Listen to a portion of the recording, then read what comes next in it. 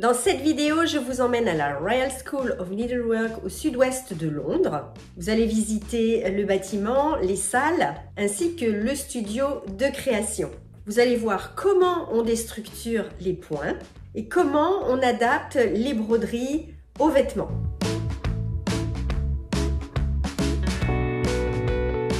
Bonjour à toutes et à tous, je suis Marie-Laine Héral, artiste brodeuse, créatrice de la marque Studio Héral et de son école de broderie d'art du même nom. Pensez à vous abonner si ce n'est pas déjà fait, c'est là juste en dessous. Et cliquez sur la petite cloche pour activer les notifications des vidéos à venir. Alors aujourd'hui, je vous emmène à la Royal School of Needlework. On a eu la chance d'avoir une visite privée guidée par Angie Wyman, qui est responsable du programme licence bachelor en broderie.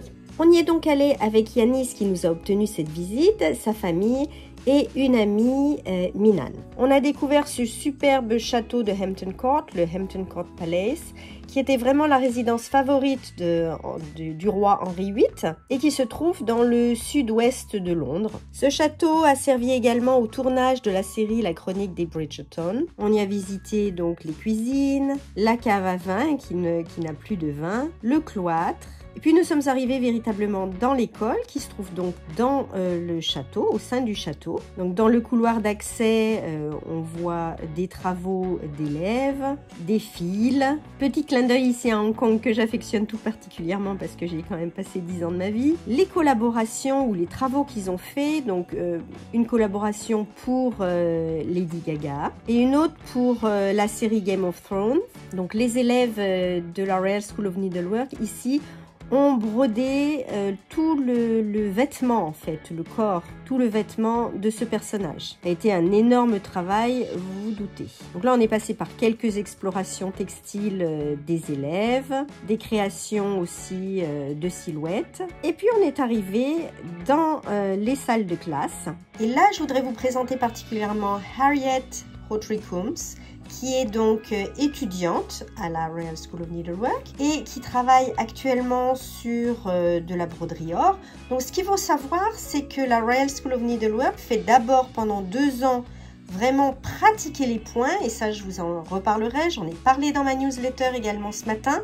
Il faut d'abord bien maîtriser les points, donc pendant 2 ans vous apprenez les techniques traditionnelles et après vous arrivez aux explorations textiles.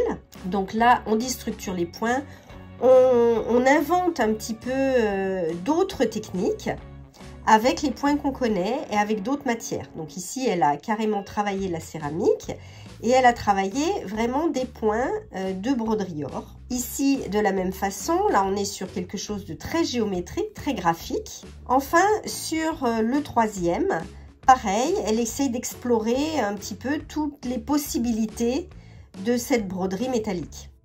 Nous avons ensuite continué la visite aux différents postes d'étudiants. Alors, ils n'étaient pas tous présents, bien sûr, puisque c'était vendredi. Je vous laisse découvrir leur mood board. Donc, très important, toujours, moi j'insiste toujours sur ces mood boards.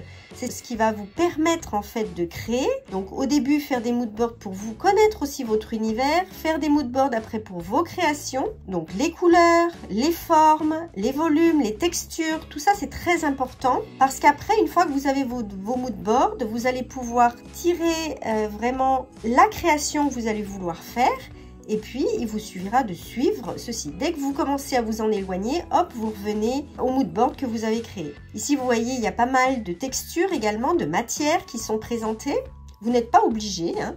Vous pouvez simplement vraiment sélectionner couleur, forme, volume, texture, pas forcément en mettant les tissus. Et là où le travail est beaucoup plus graphique, vous allez voir comment cette étudiante en fait va placer les broderies. Donc en fait, elle va imprimer les dessins qu'elle fait et elle va les poser directement sur le mannequin. Après, elle va faire ses échantillons pour les poser également. Là, une autre étudiante de la même façon. Et puis quand vous échantillonnez, vous placez pour voir si ça se positionne correctement sur la silhouette. Donc tous ces mood boards, encore une fois, sont très importants. Dès que vous voyez le mood board, de toute façon, vous savez déjà ce qui risque d'être créé, en tout cas là dans la couleur, il est clair qu'il va sortir du rouge, une création rouge. Voilà, donc les salles de cours sont essentiellement couvertes de mood board. Chacun a sa place et chacun ses inspirations. On a vu d'autres explorations textiles qui sont très intéressantes avec de la peinture qui craquelle comme ça sur le tissu, avec des broderies qui vont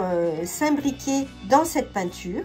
D'autres travaux aussi où on va déstructurer des points et puis des échantillons de points, mais aussi quelques petites créations, surtout florales, pour retrouver nos mood boards. On a fait un petit tour par la boutique de l'école. Alors attention, ce n'est pas la boutique où les visiteurs vont acheter par exemple des livres ou des matières, tout ça. Non, ça c'est vraiment la boutique des étudiants, c'est-à-dire que pendant 3 ans, pendant leurs 3 années de bachelor, ces étudiants vont pouvoir acheter leur matière directement dans l'école. Et ça, avec Yanis et Minan, on a trouvé ça extraordinaire qu'au sein de l'école, on puisse acheter toutes les matières. Comme le studio n'était pas encore prêt, il y avait des clients qui étaient en rendez-vous, on a fait un petit tour dans le jardin de ce magnifique château. Je vous le laisse découvrir ici, il est vraiment splendide. Et puis on est arrivé dans le studio. Alors au début de ce studio, vous avez une magnifique broderie avec énormément de passés plats, tout au fil de soie. Et on est entré directement dans le studio.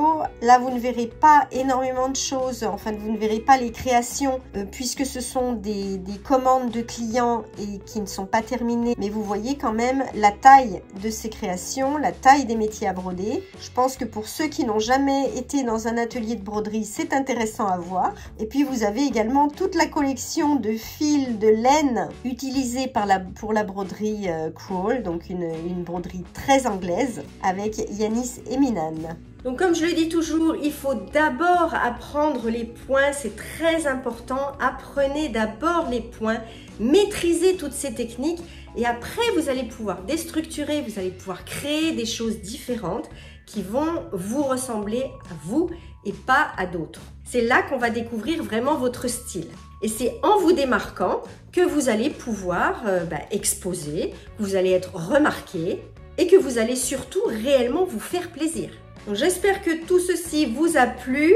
Si vous voulez avoir d'autres conseils, n'hésitez pas à vous abonner à ma newsletter. En cliquant juste en dessous, vous pouvez télécharger mon e-book sur les matières et les outils qu'on utilise généralement en broderie d'art. Et là, vous rejoindrez ma newsletter qui paraît tous les jeudis matins. Je vous souhaite une très belle semaine et je vous dis à bientôt. Au revoir.